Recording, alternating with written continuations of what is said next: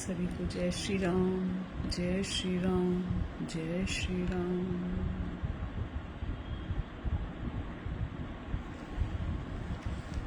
तो फिर शुरू करते हैं जल्दी से।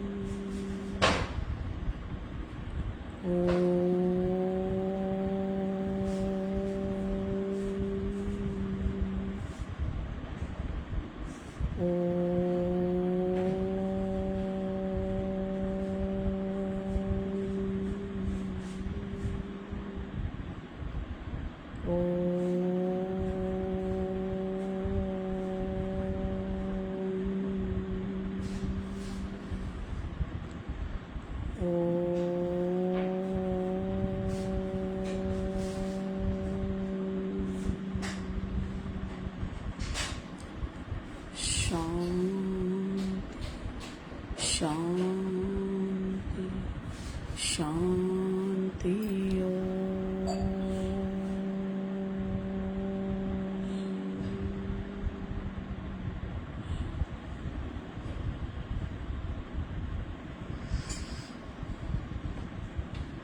थैंक यू बोलेंगे 11 बार।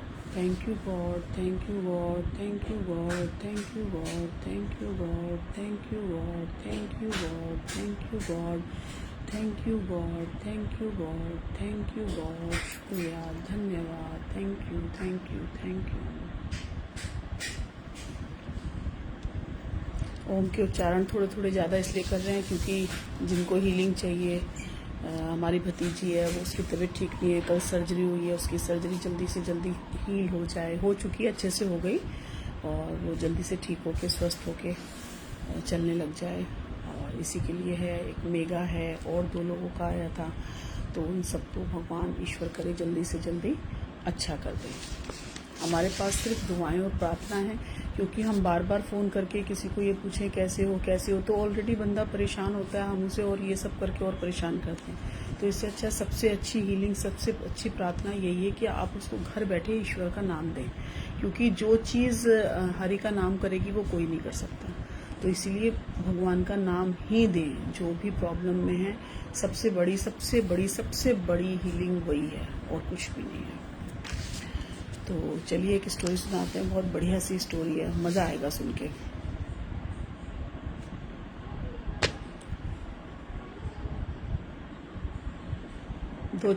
एक चोर था और उसका पूरा जीवन चोरी करते करते ही बीता।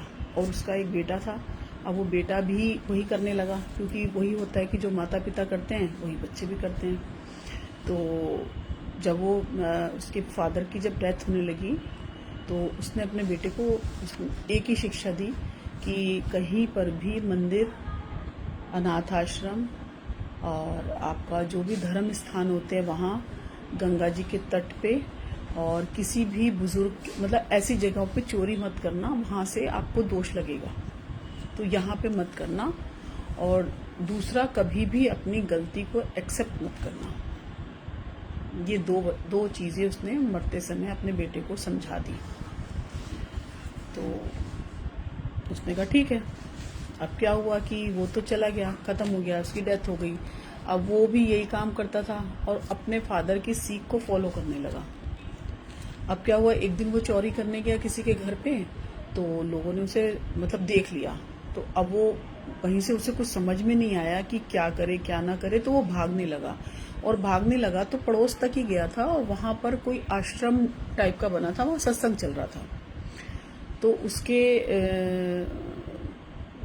वहाँ जैसे ही वो गया, उसने कहा अगर मैं कुछ सुनूंगा, और मेरे पापा ने कहा था कि धर्म स्थान पे चोरी नहीं करनी, सत्संग नहीं सुनना, तो वो उसके दिमाग में वो था। तो उसने क्या किया, फट से कान ऐसे करके बंद करने लगा। तो जैसे ही वो कान बंद करने लगा तो उसके दिमाग में नहीं, तो वहाँ पे जो सत्संग चल रहा था, उस सत्संग में ये कहा जा रहा था कि देवी देवताओं की जो है परछाई नहीं होती। ये उसके कानों के अंदर चला गया और उसने अपने कान ऐसे बंद कर लिए। अब खैर वो पकड़ में तो आ गया, पकड़ लिया। अब पकड़ लिया तो उसको जो है बंदी बनाया गया। बंदी बना के उसको राजा के पास पेश किया गया। अब राजा ने कहा कि तुम अपना जो है स्वीकार करो, और नहीं तो तुमको जो है अच्छा, वहाँ पे एक नियम और था कि जब तक कोई अपना गुनाह कबूल ना कर ले, एक्सेप्ट मतलब स्वीकार ना कर ले, तब तक उसे राजा सजा नहीं दे सकता। ये एक रूल था वहाँ का। तो उसे बहुत धमकाया, बहुत समझाया, सब कुछ किया, लेकिन जो है वो मानने को तैयार नहीं हुआ कि जो है मेरे साथ ऐसा कुछ है। तो अब उसका जो मंत्री था राजा का, वो बहुत स्मार्ट था। तो उसने बोला कि अच्छा एक काम करते हैं, इसकी जो है रेकी करते हैं और रेकी करके ये जानते हैं कि ये इसकी वीक पॉइंट क्या है। तो उन्होंने उसको समझा और उसके जो आसपास का था तो सब सारा उसकी हिस्ट्री निकाली। तो उसको पता चला कि ये देवी जी का भक्त है। तो मंत्री ने कहा कि एक काम करते हैं, एक नाटक करते हैं और देवी जी की एक प्रतिमा बनाते हैं। किसी लेडी को बुलाया, ठग थी वो भी, और उसको तैयार किया गया देवी की तरह, नकली हाथ लगा दिए गए, सब कुछ कर दिया। और जब वो सो गया ना, तो जहाँ पर उसे बंदी बना के रखा था वहाँ पे एक लालटेन जल रही थी। जहाँ जैसे पहले के समय में कुछ इस तरह का तो होता नहीं था, वहाँ लालटेन जल रही थी। अब लालटेन जल रही थी और जैसे ही वो नकली शेर पे सवार और ऐसे करके उसके साथ जय हो ऐसे उनके जो रहते हैं सेवक वेवक, ऐसे सब बना दिए गए और ऐसी पिक्चर प्रकट की गई कि जैसे वो साक्षात देवी जी हुई। तो अब वो जैसे उसकी आंख खुली तो वो एकदम से मतलब सोच में पड़ गया कि ये क्या, माँ आज मेरे पास आई है, प्रकट हो गई है। और वो बहुत मतलब आंखें उसकी नम हो गई, वो समझ नहीं पा रहा था कि ये असली है या नकली है। तो उसने कहा कि हाँ बेटा बोल, कैसा है? तो उसने कहा हाँ माँ मैं ठीक हूँ, आपका आशीर्वाद है। तो उसने कहा हाँ तुमने चोरी की थी? तो वो जैसे ही कुछ बोलता और जो उसका उजाला था ना, उसका जो जल रही थी, वो मशाल जल रही थी, उसके प्रकाश से उसका प्रतिबिंब पीछे दिख रहा था। वो मशाल आगे थी और प्रतिबिंब जो माँ आगे खड़ी है उसके पीछे का जो बैकग्राउंड था वहां पर वो प्रतिबिंब दिख रहा था। तो उसको दिमाग में एक चीज आ गई कि जो है ये प्रतिबिंब दिख रहा है, इसका मतलब ये मेरे साथ शातिरगिरी कर रहे हैं और मेरे को पकड़ना चाहते हैं ताकि मेरे को फांसी दे सकें। तुरंत उसके दिमाग ने काम किया और उसने बोला कि नहीं नहीं, मैंने तो कोई चोरी नहीं करी, क्योंकि उसके पापा ने कहा था कि अपनी गलती को एक्सेप्ट नहीं करना। उसने कहा नहीं, मैंने बिल्कुल नहीं करी, और अगर करी होती तो आपको तो पता ही रहता, आप तो सर्वज्ञ हैं, सब कुछ जानती हैं, और मैं आपसे क्यों झूठ बोलूंगा। अब जो पीछे सैनिक थे उन्होंने वो आवाज सुन ली। अब सुन ली तो उनको मतलब ये पक्का हो गया कि ये चोर नहीं है, इसने चोरी नहीं करी, ये सच बोल रहा है। अब ये सारी चीजें होने के बाद तो कोई क्वेश्चन बचता ही नहीं था कि ये इसने गलत किया है। उसको रिहा कर दिया गया। रिहा होके जैसे ही वो वहां से दरवाजे से, राजा के दरवाजे से बाहर निकला, और उसके मन में अब मंथन चलने लगा कि एक छोटी सी वाणी मेरे कानों में पड़ी तो मेरे को इतना अच्छा लग रहा है कि मैं अपनी जो सारी जिंदगी मेरे फादर ने किया, मैं कर रहा हूँ, उसको छोड़ने का, और मेरे को इतनी जो अंदर से शांति मिल रही है वो प्राप्त हो रही है। तो जब पूरी की पूरी ये चोरी छोड़ दूंगा और सत्संग सुनने लग जाऊंगा, उनका संग करने लग जाऊंगा, तो मेरे जीवन में कितना परिवर्तन हो जाएगा। और उसने उसी दिन से चोरी करना छोड़ के और अपनी संगत को चेंज किया ताकि वो सही रास्ते पे आ सके। और तब उसको सही मायने में जीवन का अर्थ भी समझ में आया कि सही और गलत क्या है। तो इसीलिए कभी भी जो भी संग होता है ना, संग हमेशा अच्छा रखें, क्योंकि उसका प्रभाव आपके अंदर जितना आएगा ना, किसी और चीज का नहीं आता, आएगा ही आएगा। इसको आप कुछ भी नहीं कर सकते, कहीं से कहीं तक कुछ नहीं। और अपने ज्ञान के चक्षु खोलने के लिए हरि नाम का भजन कीर्तन या जो भी नाम आप जप रहे हैं वो करते रहें। इससे आपके चक्षु खुद ब खुद खुल जाएंगे, आपको रास्ते दिखने लग जाएंगे। ऐसे ही क्या था, एक बार 8-10 लोग ऐसे ही कहीं अध्यात्म जानने के लिए निकले, 10 लोग गांव से, कि हम जो है कुछ सीख के आएंगे, कुछ स्पिरिचुअल ज्ञान लेके आएंगे। तो वो अपने गांव से निकले। गांव से निकलते ही और जैसे जैसे वो चलते जा रहे थे तो बरसात आई और उनको नदी पार करनी थी। तो नदी पार जैसे ही थोड़ा सा माहौल ठंडा हुआ, उन्होंने धीरे धीरे करके नदी पार करी। अब नदी पार करी तो उनको लगा कि कहीं कोई हमारे साथ आंधी तूफान बहुत था, कोई बिछड़ तो नहीं गया। उन्होंने कहा काउंटिंग करो, हम 10 है ना। तो उन्होंने कहा 1 2 3 4 5 6 7 8 9 10 ऐसे करके उन्होंने 9 करी और 10 रह गया। तो उसने कहा नहीं 9 है। फिर दूसरे से बोला तुम काउंटिंग करो, उसने भी 1 2 3 4 5 6 7 8 9। तो ऐसे ही करके सबने काउंटिंग करी तो 9 ही आ रहा था। तो उन्होंने कहा कि एक साथी हमारा छूट गया और हमें भगवान क्या मिलेंगे, और एक साथी हमारा चला गया, हमसे दूर हो गया। तो चलो थोड़ी देर यही वेट करते हैं, हो सकता है पानी वानी में कहीं वो आ जाए। थोड़ी देर वेट किया और वेट करा तो नहीं कुछ दिखाई दिया। तो उसमें से एक आदमी जो ने जाके गंगा जी नदी में जाके ऐसे झांकने लगा। तो उसको लगा हाँ ये लाश है। तो उसने दूसरे को जाके कहा देखो। तो उसने कहा हाँ यहीं पे है। फिर तीसरे को बोला, उनको लगा कि यहीं पे है डेड बॉडी।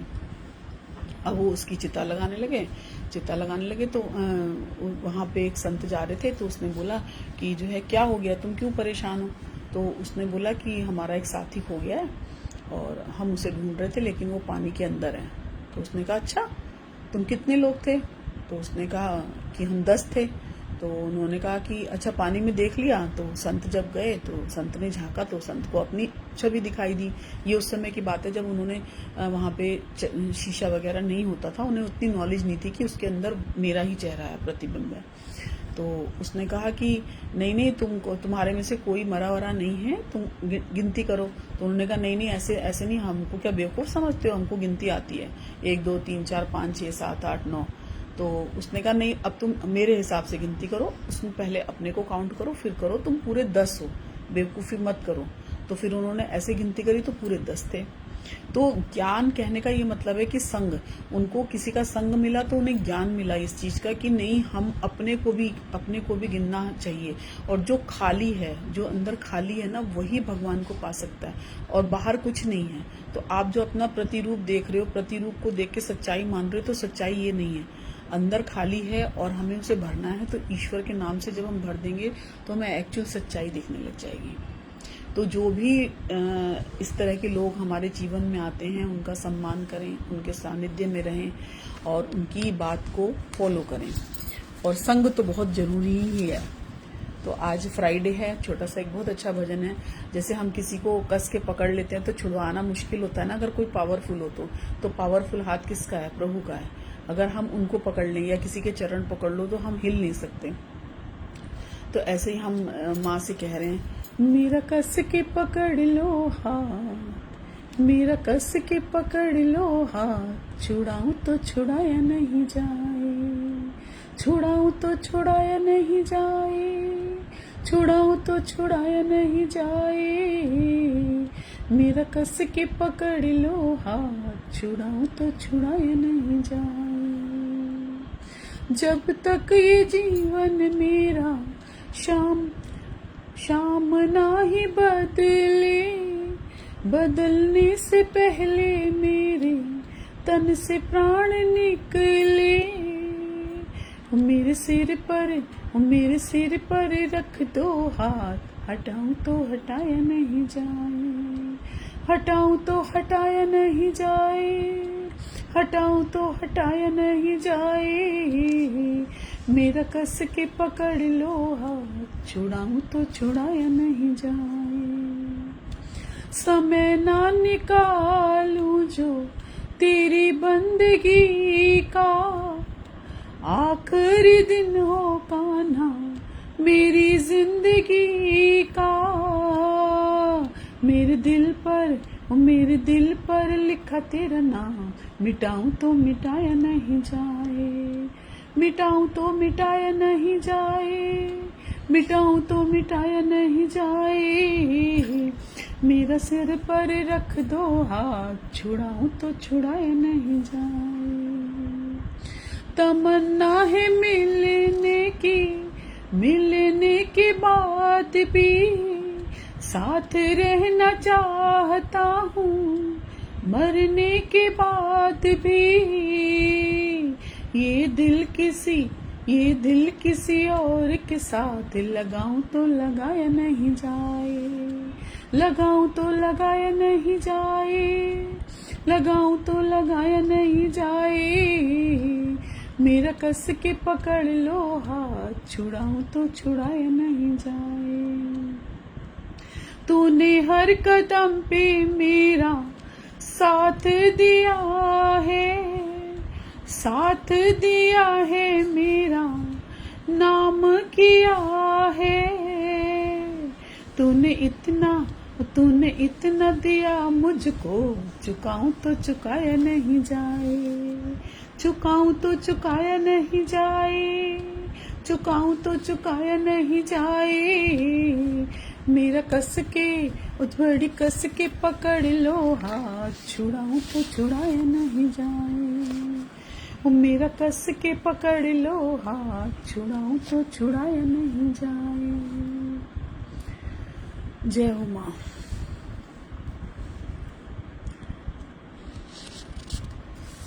श्री राम। जिंदगी कम वक्त का सफर है, जिंदगी कम वक्त का सफर है, इसे उन्हीं के साथ जिए जो मुस्कान भी दें और आपको अहमियत भी दें। अगर आपको कहीं पे आपको लग रहा है ना कि ये हमें दिक्कत हो रही है या हमें नहीं सूट कर रहा, तो आप थोड़ा सा साइड हो जाएं और अपने कर्म करते रहें, क्योंकि बार बार एक ही चीज आती है कि संगत अच्छी होगी तो सब कुछ अच्छा होगा, है ना। जो हम सोचते हैं उससे कहीं ज्यादा सुंदर होती है ईश्वर की योजनाएं। जो हमारे हिसाब से हो रहा है वो बहुत अच्छा है, लेकिन जो हमारे हिसाब से नहीं हो रहा है इसका मतलब वो और ज्यादा अच्छा है, इसीलिए कहीं कुछ रुकावट आई है। जब मनुष्य को जीवन का गहरा अर्थ नहीं मिलता, जब मनुष्य को जीवन का गहरा अर्थ नहीं मिलता, तो वह सुख सुविधाओं में लीन हो जाता है। एक्चुअली जब तक हम, जैसे शुरुआत से ही हमने बीज नहीं बोया, भगवान के नाम का अंकुर हमने डाला ही नहीं है, तो हमें क्या लगता है कि इस पिक्चर में सुख है, इस घर में सुख है, इस बेड पे सुख है। तो जो भौतिक चीजें हैं जो यहाँ पर नश्वर हैं, हमको उसी में रस मिलने की कोशिश करते हैं, मिलता नहीं है, बट हम उसमें उलझ जाते हैं और उसी को हम आनंद समझते हैं। लेकिन जब वो बहुत समय तक हम देखते हैं ना कि अब इससे कुछ नहीं हो रहा, शांति का कहीं से कुछ नहीं हो रहा, तब वो एक कदम आगे बढ़ता है कि ये गलत था, ये सही नहीं है। सब कुछ जो शांति है वो हमारे अंदर ही है और वो कहीं से किसी भी, उसके लिए ना किसी को पैसे की जरूरत है, ना किसी से मिलने की जरूरत है, वो आंतरिक अपने आप ही होगी। संघर्ष ही गुरु है, बिना जले भभूति नहीं है। अगर हम जैसे संघर्ष कर रहे हैं ना, तो उसके बाद जो रिजल्ट आता है तो हम उसको अच्छे से वो कर पाते हैं कि जीवन का सार क्या है, मतलब हम उसको क्लियर कर पाते हैं सारी पिक्चर की, ये ऐसे था, ऐसे था, ऐसे हो गया, ऐसे हो गया। तो संघर्ष ही गुरु है, बिना जले भभूति नहीं और बिना ठोकर खाए अनुभूति नहीं। तो जब हमारे अपने ऊपर बीतती है ना, तो उसका जो सार होता है वो हम दूसरों को बताते हैं। रिजल्ट होता है कि नहीं, यही तो होता है। तो जब हम खुद से सीखते हैं ना, तो बहुत अच्छा सीखते हैं, बहुत अच्छा। क्योंकि ठोकर जब खुद को लगती है और दर्द बहुत ज्यादा होता है ना, तब उस सुख का भी एहसास होता है जो हम सीख पाते हैं। घाव के कष्ट से अधिक दुखदायी होता है लोगों का झूठा लगाव। हम जो लोगों को अच्छा समझते हैं ना कि हाँ ये ऐसा है, हमने इसके साथ ऐसा कर लिया, लेकिन जब हमें पता चलता है कि नहीं, ये इसके पीछे का कुछ रीजन था, इस मतलब की वजह से कोई हमें पूछ रहा था। लेकिन ईश्वर एक ऐसी सत्ता है कि जो बिना मतलब के आपसे प्यार करती है, बिना मतलब के आपको देखो जल, पृथ्वी, आकाश, वायु, अग्नि सब कुछ दे रही है और बिना मोल का दे रही है, और हम तब भी थैंक यू नहीं बोलते हैं। तो हमें सब पूरी प्रकृति को थैंक यू बोलना है। हम शायद उतने के भी नहीं लायक थे जितना प्रभु ने हमें दिया है। हम अपने घर में बैठे हैं, अच्छे कपड़े पहन रहे हैं, खा रहे हैं, सब चीज हम कर पा रहे हैं। तो थैंक यू अगर आपके अंदर एक बार आ गया ना, तो शायद नाम भी कम बोलेंगे, थैंक यू ज्यादा बोलेंगे। जब सही समय होगा सारी चीजें खुद ही अपनी जगह पर आ जाएंगी। बस थोड़ा सा धीरज रखें। हम लोग छटपटा जाते हैं, थोड़ी सी भी प्रॉब्लम होती है तो हमें लगता है कि नहीं अब ये हो गया, तो छोड़ दो जो प्रभु। और सबसे बड़ी बात पता है क्या, जब हमारे अंदर मैं आ जाता है ना कि मैं कर रहा हूँ, तब तक चीजें हमसे भागती हैं। लेकिन जब हमें लगता है ना कि प्रभु कर रहे हैं, तो हमको बहुत, मतलब हमें वो चीज मिलेगी भी और सुख शांति के साथ मिलेगी। तो जो कुछ नहीं हो रहा है ना, जैसे मैं कह रही हूँ कि वो और ज्यादा अच्छा होने वाला है, इसीलिए ये प्रॉब्लम्स हमें फेस करनी पड़ रही है। तो उसे छोड़ दो और बोल दो। अच्छा एक चीज और है, अगर हम प्रॉब्लम में हैं तो हम उसी की संतान हैं, तो वो भी तो हमारे साथ ही हैं, हमारे अंदर है, तो वो भी तो प्रॉब्लम में है। तो हर इंसान अपनी प्रॉब्लम सॉल्व करता है ना, तो भगवान भी चाहते हैं कि हम जल्दी से जल्दी इन बच्चों को सेट कर दें, उनकी आंखें खुल जाएं कि सच्चाई क्या है। और वो जब प्रभु की शरण में आ जाएंगे, जब इस चीज को एक्सेप्ट कर लेंगे, तो वो जल्दी उस मंजिल तक को पा पाएंगे और शांति के साथ। माँ चाहे कितनी भी अनपढ़ हो, फिर भी औलाद के चेहरे को पढ़ ही लेती है कि उसे क्या चाहिए, उसे क्या कष्ट है। और उससे बड़ा कोई वो नहीं है, शीशा नहीं है ना। शीशे में तो अपना प्रतिबिंब दिखता है, लेकिन माँ और बच्चों का रिश्ता ऐसा होता है कि ना चाहते हुए भी बहुत सारे लोग जो भी माँ बन चुके हैं या जिनके बच्चे बाहर रहते हैं, तो कहीं ना कहीं एक नाभि से जो बच्चे जब अलग होते हैं, दूर होते हैं, तो वो हमसे वैसे दूर होते हैं, लेकिन वो कहीं ना कहीं इंटरनली वो हमारे इतने करीब होते हैं कि वो कितनी भी दूर होंगे ना, तो हमें कहीं ना कहीं एक आहट होती है कि वो प्रॉब्लम है उनको। और वो इंट्यूशंस बिल्कुल बिल्कुल रियल होते हैं। ये है सच्चा प्यार। तेरी तस्वीर में वो रंग भरे हैं मैंने, तेरे तस्वीर में वो रंग भरे हैं मैंने कि लोग देखें तुझे और मुझे पहचाने। ये होता है प्यार, कि अगर आप जिस छवि को मान रहे हैं ना, आप उसमें इतना एकाकार हो जाएंगे कि लोग देखेंगे तुम्हें और छवि नजर आएगी उसकी। किसकी? जिसको आप प्यार कर रहे हैं। तो हमें एक आइडियल चीज़, जैसे हमें कहते हैं ना कि हमें किसी एक आइडियल इंसान को सामने रखना चाहिए कि हमें इसकी तरह बनना है, तो उतना आइडियल तो कोई होता भी नहीं है। कहीं ना कोई कमी सबके अंदर भगवान ने भेजी है। लेकिन प्रभु, माँ, राम, जो भी, जिसको भी आप मानते हैं, वो एक ऐसी सत्ता है जो आपको, जिसमें एक भी अवगुण नहीं है, और वो आपका परम हितैषी है और सच्चा हितैषी है। इसको जब हम अपने अंदर बिठा लेंगे तो बल्ले बल्ले है फिर। और फिर यही गाना गाओगे, साढ़े नाल रहोगे तो ऐश करोगे। तो ऐश करना है, अच्छे से रहना है, शांति के साथ जीवन बिताना है, तो हरि स्मरण करते रहिए, सबको सुख देते रहिए। आपके जीवन में जो भी लोग जुड़े हैं उनको भी थैंक्स करिए। रेनू जी को थैंक यू, जगजीत और लक्ष्मी और राजकुमार जी, सबको thank you thank you thank you. और जो लोग बाद में भी देखते हैं उनको भी थैंक यू, पूरी सृष्टि को थैंक यू। और ये जो हम ओम का उच्चारण कर रहे हैं, ये पूरे विश्व शांति के लिए है। और भगवान करे सभी सुखी हों, स्वस्थ हों, संपन्न हो, आनंद हो, शांति हो, और युद्ध में जल्दी से जल्दी विराम आए, सभी का जीवन नॉर्मल हो जाए, अच्छे से हो जाए, हरि कृपा के साथ सभी खुश हों। जय श्री राम, जय श्री राम, जय श्री राम। Thank you.